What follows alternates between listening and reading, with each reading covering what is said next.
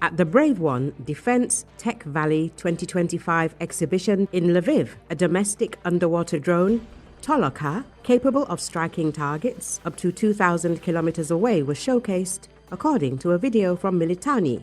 At the exhibition in Lviv, 3 variants of the TLK-1000 underwater drone were showcased, ranging in length from 4 to 12 meters. They are capable of striking targets up to 2,000 kilometers away and carrying up to 5 tons of payload. The demonstration took place during the world's largest defense technology investment summit, Defense Tech Valley 2025, where new drones, ground stations, and military vehicles were also showcased.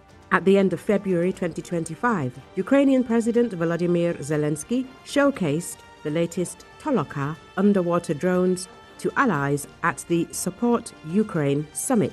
At the time, the country's leader emphasized that the domestically produced drones are capable of striking enemy ships, ports, and Russian strategic targets. The published photos do not show any TV and thermal imaging cameras in the surface element, so it is unknown whether they are not installed or are located under protective elements or are not provided for by the principle of operation and use. Either option is possible because the invader can use such demonstrations to conduct a thorough analysis and draw conclusions about the potential capabilities of a new type of weapon. The drone itself no longer looks like a technology demonstrator, but a full-fledged model ready for sea trials which may already be underway. Soon it may join the arsenal of Ukrainian defenders in repelling the invaders at sea and, along with the existing game changers, surface marine drones will take its rightful place in fighting the enemy. Some experts believe that several of the largest TOLOKA drones could potentially destroy the Crimean bridge, as their 5-ton explosive payload allows them to effectively reduce large structures to rubble.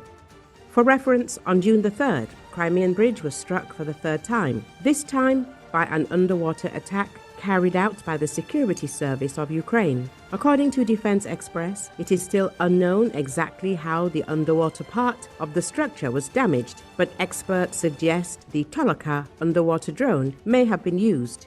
In particular, it is assumed that the strike could have been carried out by a TLK-400 drone, 4 to 6 meters long, with a warhead weighing up to 500 kilograms. At the same time, the strike could also have been carried out by the more powerful TLK-1000.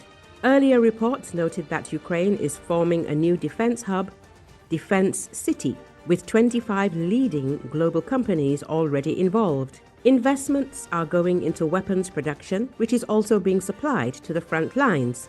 Additionally, Defense Minister Denis Shmyhal promised to reach a production rate of 1,000 interceptor drones per day in the near future.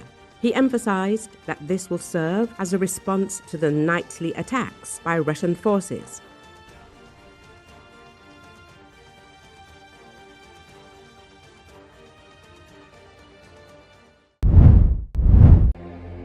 A cyber attack targeting check-in and boarding systems has snarled air traffic and caused delays at some of Europe's top airports, officials said Saturday. According to Associated Press, Brussels Airport says the attack means that only manual check-in and boarding was possible there, and the incident had a large impact on flight schedules. Authorities at Berlin's Brandenburg Airport said a service provider for passenger handling systems was attacked on Friday evening, prompting airport operators to cut off connections to the systems. London Heathrow Airport, Europe's busiest, said a technical issue affected a service provider for check-in and boarding systems.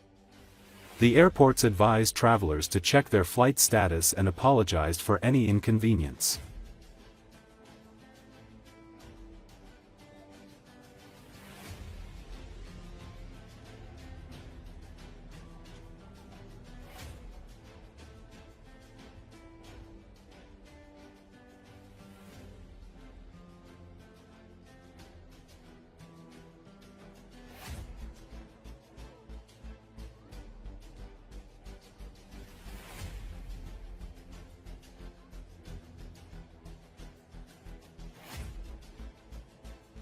Die tweede orde. Goed gedaan. Naar Malaga was het, hè? Ja, perfect. Ah, ja. En u gewerkt voor DPG of voor? Ja. Ah, graag.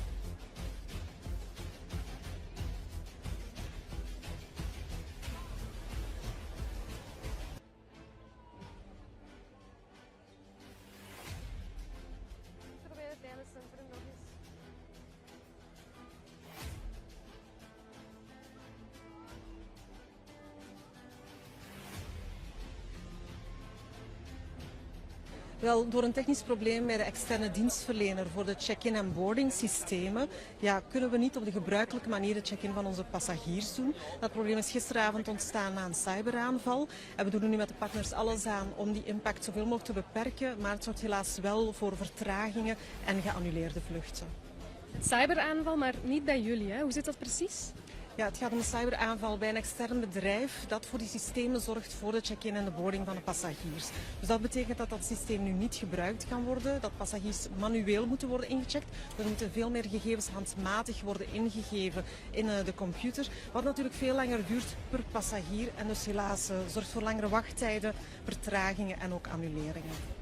Geen computersysteem, ja, hoe gebeurt het dan nu? Echt weer met pen en papier of hoe moet ik dat begrijpen? Wel, ze kunnen nog steeds gebruik maken van de computer, maar ze moeten heel wat gegevens handmatig koppelen. Het stoelnummer, de bagage en ook boardingpasses zullen door sommigen handmatig moeten ingevuld worden. Ja, dus dat is een complexer systeem dan gebruikelijk, wat zorgt helaas voor vertragingen en annuleringen van vluchten.